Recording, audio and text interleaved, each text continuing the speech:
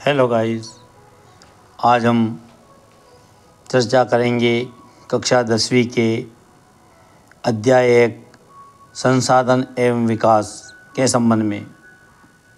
इससे पहले यदि आपने चैनल को सब्सक्राइब नहीं किया तो चैनल को सब्सक्राइब करें, बेल आइकन प्रेस करें एवं वीडियो अच्छा लगे तो लाइक करें। मैं कक्षा 10वीं के सभी विषयों के IMP क्वेश्चन के साथ एवं ट्रिक के द्वारा आपको वीडियो भेजता रहूँगा। आप समय समय पर वीडियो को देखकर कक्षा 10वीं में होने वाली कठिनाइयों का समाधान करें। चलिए शुरू करते हैं। मृदा निर्माण में सबसे पहले हम वस्तुनिष्ठ प्रश्न जो इस बार कक्षा 10वीं में 30 नंबर के आएंगे, उसमें सही विकल्प, खाली स्थान, सही जोड़ी आदि मिलाकर 30 नंबर होंगे। अतः यहाँ ऑब्जेक्टिव, खाली स्थान, सही जोड़ी आदि को इन एक उत्तर के रूप में समझाया गया है, जिसे परीक्षा में किसी भी रूप में पूछा जाए तो आसानी से इसका उत्तर दिया जा सके। जैसे पहला क्वेश्चन है, मृदा निर्माण में सबसे अधिक योगदान होता है। इसमें 4 ऑप्शन भी हो सकते हैं, खाली स्थान भी हो सकता है या सही विकल्प के रूप में भी हो सकता है। इसलिए हमें इसको याद करना है, उत्तर को समझना है। प्रश्न किसी भी रूप में पूछे तो हम आसानी से उसका उत्तर दे सकें। तो मृदा निर्माण में सबसे अधिक योगदान होता है। मृदा यानी मिट्टी का निर्माण जो होता है वह शेल के माध्यम से होता है। शेल यानी जो पत्थर होते हैं, उन पत्थरों के छोटे छोटे टुकड़े होते जाते हैं और इस एक दिन वो मृदा का निर्माण कर लेते हैं। इसलिए मृदा के निर्माण में सबसे अधिक योगदान शेल का होता है, ये हमें समझना है। क्योंकि शेल, जब मिट्टी को हम धोते हैं तो उसमें छोटे छोटे कण पाए जाते हैं जो पत्थरों के शेल के कण होते हैं। अतः कहीं न कहीं मृदा निर्माण में हमें यह याद रखना है कि शेल का योगदान होता है। किस राज्य में काली मृदा मुख्य रूप से पाई जाती है? अब बड़ा ही अच्छा क्वेश्चन है कि किस राज्य में काली मृदा मुख्य रूप से पाई जाती है। इस काली मृदा को के कहाँ और किस किस में पाई जाती हैं, इसको याद रखने की आसान ट्रिक है कि काली माता आपने सुना होगा। जो काली माता होती हैं, जिसे हम अच्छी तरह से जानते हैं, तो काली माता से माता बनता है काली माता, और माँ से अपने को महाराष्ट्र, मध्य प्रदेश तथा छत्तीसगढ़ याद रखना है। अब माँ से महाराष्ट्र बनता है, म से मध्य प्रदेश बनता है, और छत्तीसगढ़ को याद रखने के लिए हमें मध्य प्रदेश का जो हिस्सा हुआ है, जो मध्य प्रदेश से बना है छत्तीसगढ़, वो याद रखना है। इस प्रकार से किस राज्य में काली मृदा यानी काली माता याद रखना है, और माता से मध्य प्रदेश, महाराष्ट्र और मध्य प्रदेश का दूसरा हिस्सा जो अब अलग राज्य बन गया है छत्तीसगढ़। इस प्रकार से हमें काली मृदा मुख्य रूप से पाई जाती है। वो राज्य हैं महाराष्ट्र, मध्य प्रदेश और मध्य प्रदेश का दूसरा हिस्सा छत्तीसगढ़। अगला क्वेश्चन है, किस प्रांत में सीढ़ीदार खेती की जाती है? अब अगला क्वेश्चन है, किस प्रांत में सीढ़ीदार खेती? सीढ़ी जानते हैं अपन, सीढ़ी में हम ऊपर से नीचे की तरफ उतरते हैं। ये हमें पता है कि किस राज्य में सीढ़ीदार खेती की जाती है। तो इसके लिए हमें क्या करना है, क्या याद रखना है कि सीढ़ीदार शब्द को याद रखना है। सीढ़ी हमेशा ऊपर से नीचे उतरने के काम में आती है, और उतरते वक्त हमें उतरना मतलब उत्तराखंड, उतरना मतलब उत्तराखंड, ये याद, इस प्रकार का याद रखने का जो आसान ट्रिक है वो है सीढ़ी से हम उतरते हैं, अर्थात किस प्रांत में सीढ़ीदार खेती की जाती है, अर्थात सीढ़ी से हम नीचे की तरफ उतरते हैं, और उतरना मतलब उत्तराखंड में याद रखना है। इस प्रकार इसका उत्तर हो जाएगा। कौन सा कारक मृदा के निर्माण में सहयोगी नहीं है? कौन सा कारक मृदा के निर्माण में सहयोगी नहीं है? अब मृदा के निर्माण में कौन सा कारक है जो सहयोगी नहीं है? तो मृदा के निर्माण में कौन सा कारक सहयोगी, तो हमें देखना है कि मृदा का जो निर्माण होता है उसमें पानी का इकट्ठा होना सहयोगी नहीं है, तो वो पानी का इकट्ठा होना, यानी जब भी मृदा का निर्माण जो होता है, अगर जहाँ पानी इकट्ठा होता है तो वहाँ मिट्टी सड़ जाती है, अर्थात वहाँ पे मिट्टी का निर्माण नहीं होता है बल्कि मिट्टी सड़ जाती है। तो मृदा के निर्माण में पानी का इकट्ठा होना सहयोगी नहीं है, मतलब पानी का इकट्ठा होना अच्छा नहीं है। तो इसका उत्तर होगा कि कौन सा कारक मृदा के निर्माण में सहयोगी नहीं है, तो पानी का इकट्ठा होना। कौन सा मानवकृत संसाधन नहीं है, इसका बड़ा आसान उत्तर है वन। यहाँ लिख देते हैं, इसका आंसर है पानी का इकट्ठा होना। यह है कौन सा मानवकृत संसाधन नहीं, मानवकृत संसाधन में वन नहीं है। क्या वन के लिए, क्या जंगलों में मनुष्यों द्वारा वन लगाए गए हैं, वृक्ष लगाए गए हैं? नहीं। तो कौन सा मानवकृत संसाधन नहीं है, मानव इसको नहीं बनाता है। ये वन जो होते हैं अपने आप उगते हैं और प्राकृतिक देन है, इसलिए प्रकृति इसमें अपना कोई योगदान नहीं है। तो ये हम स्वतः जानते हैं कि कौन सा मानवकृत संसाधन नहीं है, तो वो वन हमें याद रखना है। संसाधन न से वन, कौन सा मानवकृत संसाधन नहीं है, नहीं से वन। पश्चिम घाट प्रदेश में किस प्रकार की मृदा पाई जाती है? अब पश्चिम, ये ध्यान रखने वाली बात है, पश्चिम घाट।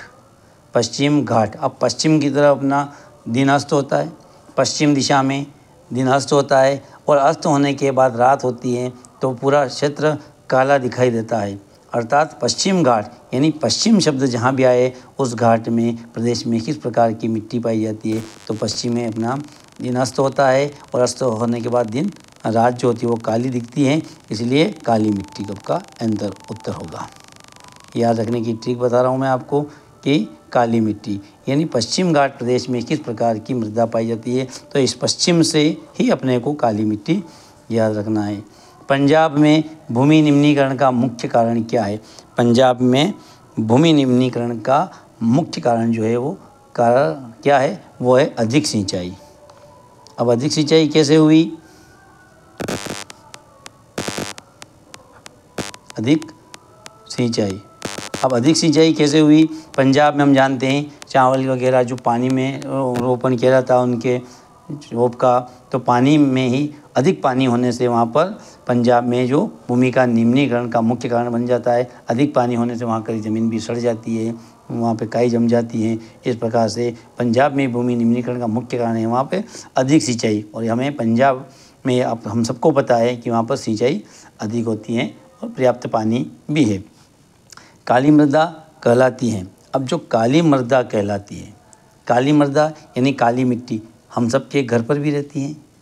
ये काली मृदा हमारे घर पर भी पुराने लोग रखते हैं कि इसको सिर पे बहुत से लोग इसको लेप भी करते हैं शरीर पर। तो ये काली मृदा जो होती है ये घर पर भी रहती हैं, तो इसको हम कहेंगे रेगर।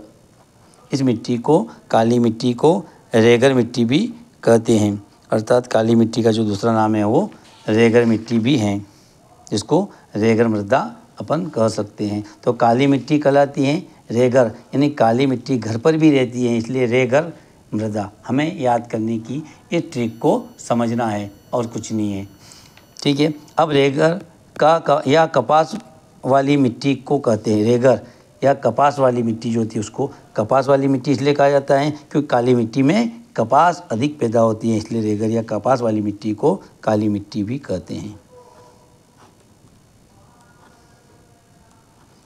काली मिट्टी, इस रेगर या कपास वाली मिट्टी को काली मिट्टी भी कहते हैं। अब अपन आगे समझेंगे। दूसरा क्वेश्चन है अपना, इसी में अगला क्वेश्चन है अपना कि डेल्टाई भाग में सामान्यतः कौन सी मृदा पाई जाती है? डेल्टाई भाग में देखिए, हम पूर्व में भी जानते हैं कि नदियों द्वारा बहाकर जो मिट्टी लाई जाती है वो डेल्टा में इकट्ठी होती है और वहाँ पर जलोढ़ मिट्टी पाई जाती है। अर्थात डेल्टाई भागों में सामान्यतः कौन सी मिट्टी पाई? ल से लोड, जलोढ़ मिट्टी, यानी जलोढ़ मिट्टी जो पाई जाती है वो डेल्टाई भाग में पाई जाती है। इस ल से आपको जलोढ़ मिट्टी याद रखना है। डेल्टाई, जलोढ़ मिट्टी, यानी डेल्टाई भाग में सामान्यतः कौन सी मिट्टी पाई जाती है? जलोढ़ मिट्टी पाई जाती है। अगला है, देश के क्षेत्रफल का कितने प्रतिशत हिस्सा पठारी क्षेत्र हैं? ये हमें याद रखना है इसको। 27%, 27% जो हिस्सा है वो क्षेत्रफल का जो है वो हिस्सा 27% भाग वो देश के क्षेत्रफल का कितने प्रतिशत हिस्सा पठारी क्षेत्र है, तो 27% भाग पठारी क्षेत्र है देश का। पवन और सौर ऊर्जा संसाधनों की बहुतायत किस राज्य में? पवन और सौर ऊर्जा, सौर ऊर्जा से राजस्थान, ऊर्जा जा से राजस्थान यानी पवन और सौर ऊर्जा संसाधनों की बहुतायत किस राज्य में पाई जाती है, तो ये हमें राजस्थान याद रखना है।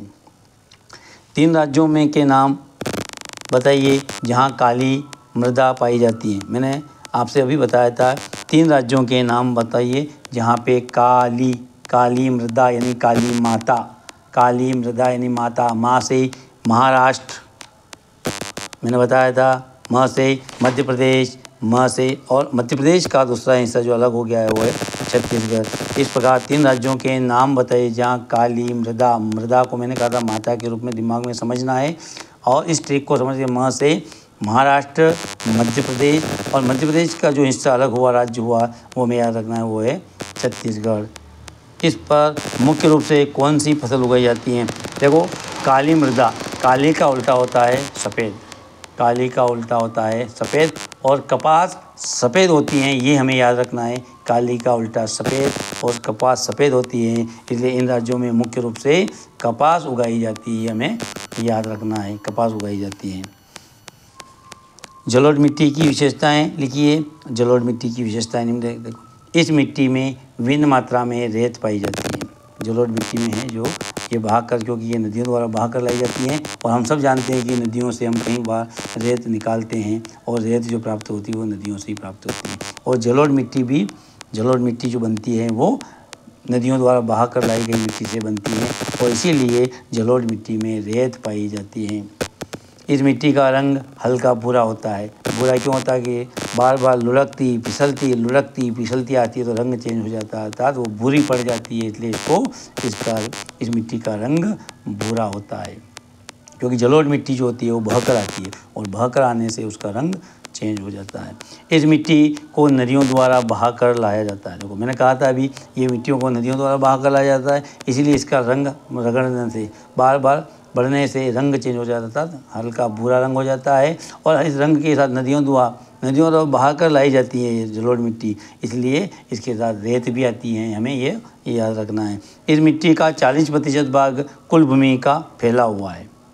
इस मिट्टी का जो है वो बहुत ज़्यादा भाग इसका फैला हुआ है। ये देखो ये जो मिट्टी है जलोढ़ मिट्टी, ये महानदी, गोदावरी, कृष्णा तथा कावेरी नदियों के डेल्टा में यह मिट्टी पाई जाती है। डेल्टा जो होता है वह स्थान होता है जहाँ पर जो नदी या दूसरे सागर में या दूसरे झील में या दूसरे समुद्र में मिलती हैं, उस स्थान पर उसकी गति धीमी हो जाती है, और जहाँ गति धीमी होती है उस जगह डेल्टा बनता है, त्रिभुजाकार डेल्टा बनता है, और वहाँ इस प्रकार से वहाँ पर यह मिट्टी पाई जाती है। तो महानदी, गोदावरी, कृष्णा तथा कावेरी नदियों के डेल्टा में यह मिट्टी पाई जाती है। वहाँ गति धीमी होने की वजह से वहाँ पर मिट्टी इकट्ठी होने लगती है, इसलिए डेल्टा वाले क्षेत्र में ये मिट्टी पाई जाती है। अगला है इस मिट्टी में चूने का अंश होता है। इस मिट्टी जो जलोढ़ मिट्टी होती है उसमें चूने की मात्रा होती है, ये भी हमें याद रखना है। ठीक इसी प्रकार से अब काली मिट्टी की बात करें तो जिस प्रकार से मैंने यहाँ पर आपको बताया कि जलोढ़ मिट्टी का रंग हल्का भूरा होता है, लेकिन काली मिट्टी का रंग काला होता है।